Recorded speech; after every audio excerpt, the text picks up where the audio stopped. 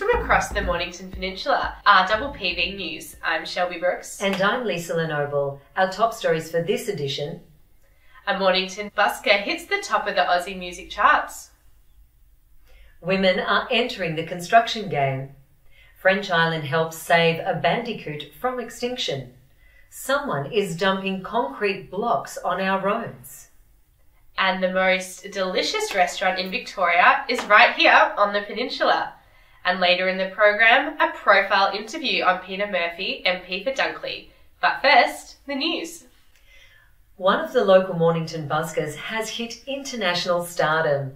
19-year-old Tony Watson, who performs under the name Tones and I, has become the first Australian performer to hit the #1 spot on Spotify's global chart. She topped both the Spotify and ARIA charts with her hit single Dance Monkey. Costing only $800 to produce, it has also reached #1 in the UK and New Zealand. Tones and I has been nominated for an astonishing 8 ARIA awards. She said busking got her music out into the world and this outcome was totally unexpected. Tones and I is determined to stay faithful to her busking roots and that fame will not change her. Plans to restore and redevelop Sorrento's historic Continental Hotel have changed yet again after 2 financial deals fell through. Owner Julian Gurner has said he will now fund the work himself, which is estimated at $100 million. The works will begin in early 2020. More women may consider a career in construction after a new initiative was launched by the Victorian state government. 1 in 10 jobs in Victoria are in construction, but only 2% of that workforce is female. The Andrews government will invest $500,000 over the next 3 years in the state's first Women in Construction strategy. The money will be used to create an online jobs portal for women. This will include career counselling support, resume training and other recruitment services as part of the online offerings. Women building careers in construction on the Mornington Peninsula is nothing new, especially for Tara Vanderlit, founder of the Building Dreams Group. A Building Dreams Group networking event was held at the Main Street restaurant in Mornington last week, attracting a record crowd. Ms. Vanderlit declared it a roaring success with a wide variety of artisans, tradespeople and construction specialists gathering to celebrate the diversity and quality of home building on the peninsula. She noted that there was a clear trend in attracting more skilled artisan builders who are passionate and devoted to creating homes suited to the landscape and lifestyle here. The event was mounted as a share, show and connect occasion, and there was a surprise launch of a lifestyle and trade directory for the community. We'll be exploring this and more on a new program being developed by RPPV. Look out for House and Home on the Peninsula coming soon. Bandicoots are being encouraged to take up residence on French Island. Once close to extinction, the eastern barred bandicoot has been part of a breeding program at Zoos Victoria since 1991. Last week, 50 bandicoots were released on their new island home. Zoos Victoria called it the most challenging and rewarding release yet. Local builders are being asked to keep an eye out for a serial dumper of concrete across the peninsula. The Environmental Protection Agency has joined forces with the Shire to track down the person who has abandoned at least 8 loads of concrete on roadsides. The council currently spends more than $700,000 a year cleaning up illegally dumped waste. Congratulations to Point Leo Estate in Merricks, which was topped Delicious Magazine's recent list on the most delicious 100 restaurants in Victoria. 6 other local restaurants made the top list with Doot Doot Doot and The Rare Hair, Port Phillip Estate and Peringa Estate all making the top 50. The CFA has warned residents to prepare for a long bushfire season this summer. Ways to get ready include getting rid of green waste, keeping grass below 10 centimetres and a 10-metre clear zone around buildings. Joint research from the CFA and Bureau of Meteorology identifies climate change as the main cause for the bushfire season getting longer. In August, the Mornington Peninsula Shire declared a climate emergency and is now inviting residents to contribute ideas to an action plan. The key areas identified include zero-emission transport, energy transition and sustainable farming. The plan will be ready by May 2020. Go to the Shire website for details. Sun, surf and blue skies. It's spring on the Mornington Peninsula. And how Australian are you feeling? What makes you feel Australian? These are the questions Australian Talks is asking in the national survey. Australia is home to people from many nations, and in Frankston last week, Seniors Week was celebrating Italian culture in Australia at the Cube 37 Gallery. Here's Carolina from Frankston Art Veneta Fiesta to tell us about what's happening. I welcome you all to Ventana Seniors event, which is the Italian celebration. I'm Carolina from the Frankston Art Center, and we're celebrating Italian culture today.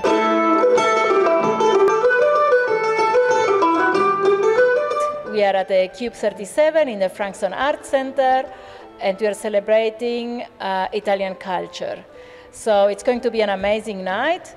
We have a good lineup of arts, and the first thing we are going to see is a documentary about Reciproco. This was an engagement that happened in the beginning of the year in Carlton in Melbourne with 5 artists that came from Italy, contemporary artists, and they work together with 5 artists that live in Australia and have migrated a long time ago. In this catalog, you can see all the different artworks and the artists, a bit more detailed, what they brought to Australia. So this engagement was amazing. It talked about themes that are always in the hearts of many migrants, and living here and meeting with Italians that had never really left the country in the sense that they had was magnificent. Many said that it was like a marriage, like an arranged marriage, where you get to meet an artist you had never seen before and you have to work together in something that they created. The outcomes were amazing. So that's why we wanted to bring it to Frankston. We have the happening, which is the polenta table, which you're going to see here tonight. And what that is, it's like a table where people can share polenta. So there is a big polenta on a table, and the polenta is placed on the Australian map. But if you look close at it, you can see that there are regions of Italy drawn onto the Australian map, just to show, the mingling all of these the Italians brought to Australia, to different regions. The curators of these artworks are Laura Cionci from Italy and Domenico De Clario from Australia.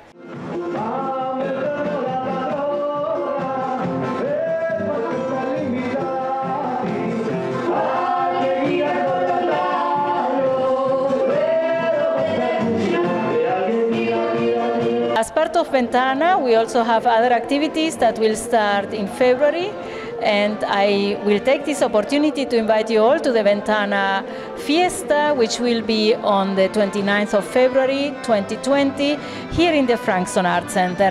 Please come and celebrate. Also, if you are particularly interested about tango and the tango influences and other influences to the tango, such as milonga, tarantella, what the migrants brought to Argentina and to Uruguay to create tango.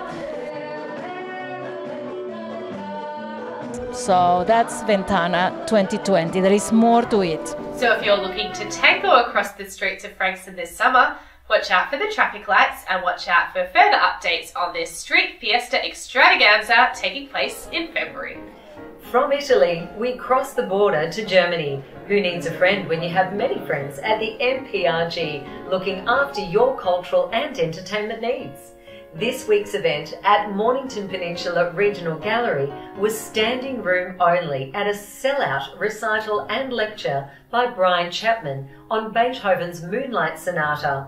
The capacity crowd was in shock and awe to discover the sonata was not the romantic work it was believed to be. This is one of many exciting events being hosted by the Friends of the MPRG. More details are on their website. A couple of weeks ago, we brought you the news of the wonderful work being done at the Nepean Special School for children with physical disabilities and/or complex health impairments. I had no idea such wonderful work was being done so close to home in Seaford. Yes, indeed it has been, Shelby. Well, we have another insight for you on the innovative work the staff are doing. Here is Shez Cantil once again to tell you all about it. At the Nepean School, we have kids with all kinds of different needs. We have many with cerebral palsy. We have autistic kids. There are kids that are double lung recipients, vision impaired, all kinds. Hi, I'm Shez Cantley. I work at the Nepean Special School. I work in the swimming pool with kids, which is just the biggest gift you could ever receive in your life. It's where they are free and they have no, they're not confined by their wheelchairs, they're not confined by their splints. And apart from that, I have a little not-for-profit organisation, and myself and Tanya, we together, through word prompts and movement, enable people to write their life books. And we thought, who better to write their life books than the graduates at this school? Because we have kids from prep through to high school, and at that final year, it can be quite a frightening year, because they're in this beautiful bubble of bliss for their entire life here at the school, and then what happens? What happens next? So we want to empower them, and we know that everybody has a story, because basically we're just a piece of meat made up of a whole bunch of stories. That's what we do, that's our life. So these kids, we want them to tell their stories. Bearing in mind that about 90% of these kids are non-verbal, it's a little challenging, and one of the ways that we enable them to communicate with us is through what we call a pod book. They've got a whole bunch of choices. We can look at it and say, you know, I've got more to say, turn the page, and then we go to activities or whatever it is. I'm hot, I'm cold, I'm thirsty, I'm sad, I'm upset. There's a whole range of things in here, and it means that they can just tell us what's going on in their world. Kids ride on these bikes and you steer them, it's the wrong one, but you steer them from the back. So they ride them and they get the pleasure of riding, but we're making sure that they're safe. We can come in here when it's raining and also when it's really, really sunny. The wheelchairs can come in through the door, and we can have music therapy in here, which is a very big part of what we do at the Nepean Special School. So here we are in the aquaponics section of the school. At Nepean, our philosophies are kindness to self, kindness to others, and kindness to the environment. So part of that is to create an environment that's going to work for us. And in here, this aquaponics, which again was the dream of the amazing guru Sean, and we've got silver perch and goldfish, and all of their poo, excuse the word, but the poo feeds into the rocks and feeds the basis of the roots of the plants.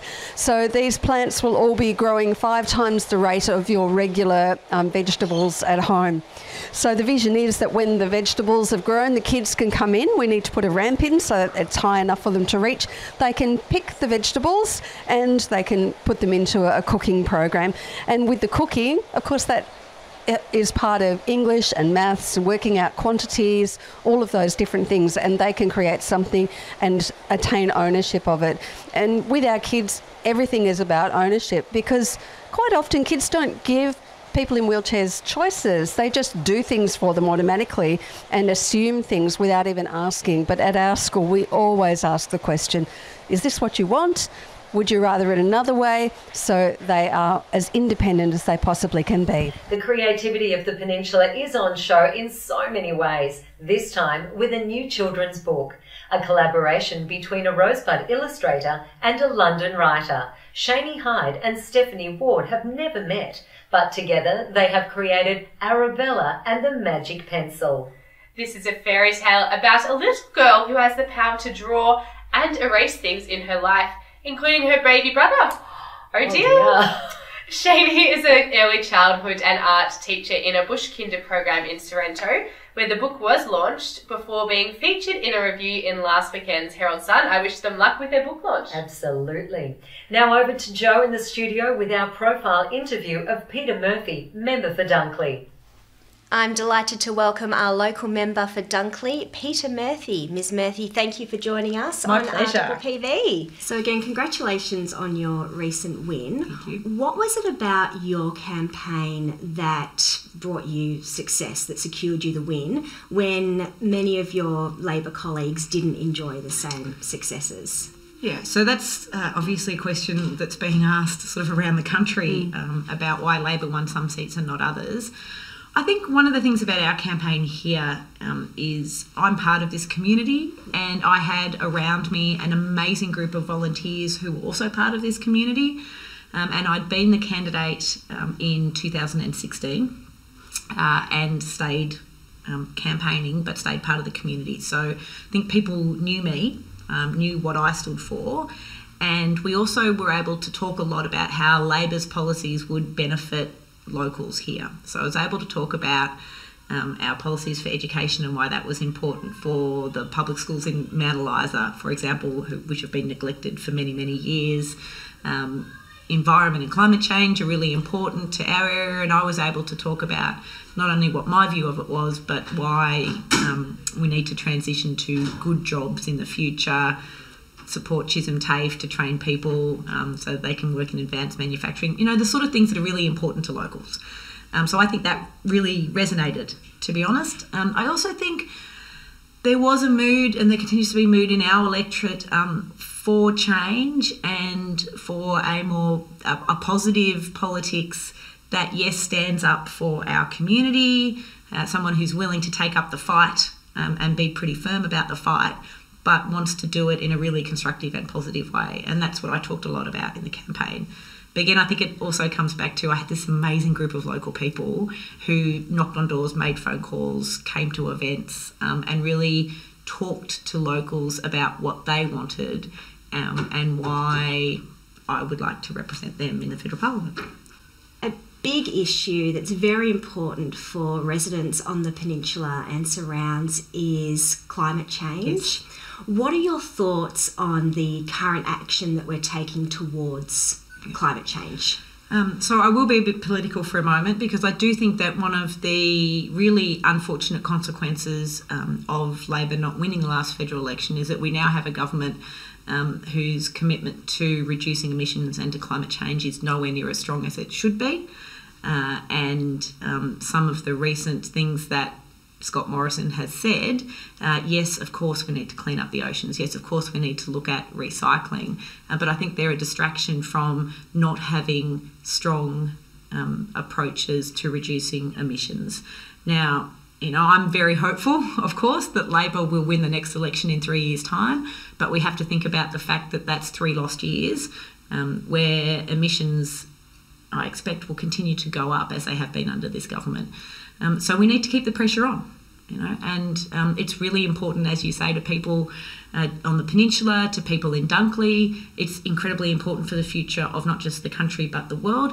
It's also important not just to protect the environment, which is fundamentally important, but it's also about the jobs of the future. The transition and the support for energy that is clean. Solar, wind is also about training up our young people so that they are employed in good, decent, secure jobs in the future, in smart manufacturing, advanced manufacturing. And if we don't start looking at that, as well as reducing emissions, then we are looking at a future that's not going to be as bright as it should be. So I will continue to be part of that debate, both within the Labor Party, in the Parliament and locally, because it's what everyone here would expect me to do. Well, thank you. And I hope you'll indulge me with a personal question. Absolutely. Yeah. Politics is personal. Because you just spoke about ensuring a bright future for our young people, and it makes me think of my daughter who's just turned 18. I find that hard to believe you've got an 18-year-old daughter, but carry on. And when you turn 18, you start getting lots of letters in the mail from your local members, and she's very interested in who she's going to vote for. at the next election, which really excites me. And I'd like your thoughts on how we can get more people, more young people like my daughter Eva, interested and involved in politics. I'm so glad she's interested in politics because too many people at the moment say, oh, the younger generation, they don't care, they're all about themselves, they're not interested. Whereas my experience is they're really passionately interested in issues and they're really passionately interested in what the future is going to be. Climate change is a great example, and the student strike for climate change, I think, demonstrates actually how involved and empowered and strong and amazing our young people are. But we do have to acknowledge that faith in democratic systems, faith in politics and politicians is at an all-time low. And we have to fix that so that young women like Eva are not just interested in politics but think to themselves, I want to be involved in that because I see it as a vehicle of change. And I see it as a vehicle of strengthening our national imagination about who we can be and where we can go. One of the ways we need to do that is for politicians to model the behaviour and model the actions that we would like to see young people engage in. And it's at every level, you know, it's from the way people behave in question time in Parliament to the way we prosecute the arguments we believe in. And it's bandied around all the time, but it's how we can be role models. So I would like young women in particular, like Eva, to see a woman standing up for what she believes in, being taken seriously, behaving. One of the things I've always said is I want to behave in a way that people can be proud of, whether you agree with my policies or not.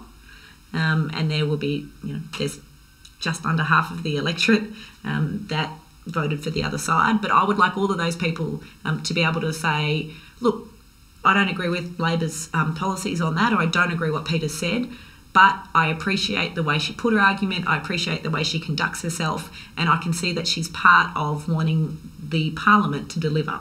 And I think if we do that, then more young people will see that politics is actually a vehicle for delivering positive change. And one of the things I'm really keen on doing, and I've started to do it, so I'm going around to all of the schools, talking to young people, introducing myself, telling them about politics. Anyone who wants to do work experience is welcome in my office, right, so that we can show young people actually what it's about. On the 29th of November, I'm holding a student sustainability and climate change forum at Monash University, so that kids can be involved in that, or young people, they're not kids in high school, are they? And some of these students are running it themselves. And I'll be holding forums over the next 3 years to get young people the opportunity to not just write a letter to their parliamentarian, but to be involved in an event or an issue or a parliamentary debate that's something that they care about. And I've made a practice already of, in my speeches, using some of the work that young people have given me because they want their voices heard. So hopefully some practical measures like that will go some way to, you know, in 3 years' time, your daughter feeling empowered to decide who she's going to vote for and maybe to get involved. Fantastic. Well, I think that our community and young people like Eva and her peers have a wonderful role model in you. So thank you. Thank you so much for coming into the studio today. We really appreciate it. My pleasure. Hopefully I'll get to be a regular guest. I hope so. And now for the weather. Lisa, what's coming up for us? Lisa Lenoble with the Mornington Peninsula 5-day forecast this Friday, the 25th of October. Well, thank goodness today we have some reprieve from the heat with a minimum of 19 and a maximum of 23. Shower or two, most likely in the morning, with a chance of a thunderstorm, and the wind will be easing. On Saturday, we have a minimum of 10 and a maximum of 16. High chance of showers in the morning, windy, chance of a thunderstorm during the day. On Sunday, we have a minimum of 9 and a maximum of 17. Cloudy, shower or two in the morning and the afternoon. On Monday, minimum of 10 and a maximum of 20. Partly cloudy, winds southwesterly 15 to 20 k's an hour. On Tuesday, we have a minimum of 10 and a maximum of 24. Mostly sunny, light winds becoming north to northwesterly 15 to 25 k's an hour during the morning. On Wednesday, we'll have a minimum of 12 and a maximum of 23. Partly cloudy, chance of a shower and light winds. I'm Lisa Lenoble. That's it for this week's weather. Tomorrow, Cheeky Classics is an event held at the Cheeky Squire in Frankston. It's a family-friendly event featuring local car enthusiasts showcasing their cars, food trucks and live music. Sounds like a lot of fun. Have a great weekend. And let's get down to the coast with the most and find out what Muzz has for us on this week's Surf Report. Here we are, welcome to this week's Mornington Peninsula Surf Report. Had a couple of great days of waves last week, one of the best weeks for this time of year. It keeps astounding me how good it was. Yesterday on the beach breaks was a 9 out of 10 day in the afternoon with the high tide. Unfortunately, weather's changed this morning, but we are expecting a bigger swell coming through tomorrow into Sunday, and then a drop off, and probably later in the week, Wednesday, Thursday. Thursday should be really good waves on the beaches. Again, maybe a little solid, but there's some good banks to be had down between Gunnamatta and Portsea. And don't forget this weekend on Sunday, the Vintage Surf Day, hence the two classic surfboards behind me, the Hot Butted and the Simon Anderson Energy board. Come down, there'll be hundreds of boards, old cars, old blokes, young blokes, and you'll even get a surf in if you're lucky. See you next week. And that's all we have time for this edition of RPPV News, our home for all your local news stories and more. Keep watching, and until next time, I'm Lisa Lenoble. And I'm Shelby Brooks, bringing you the news coast to coast each week across the peninsula.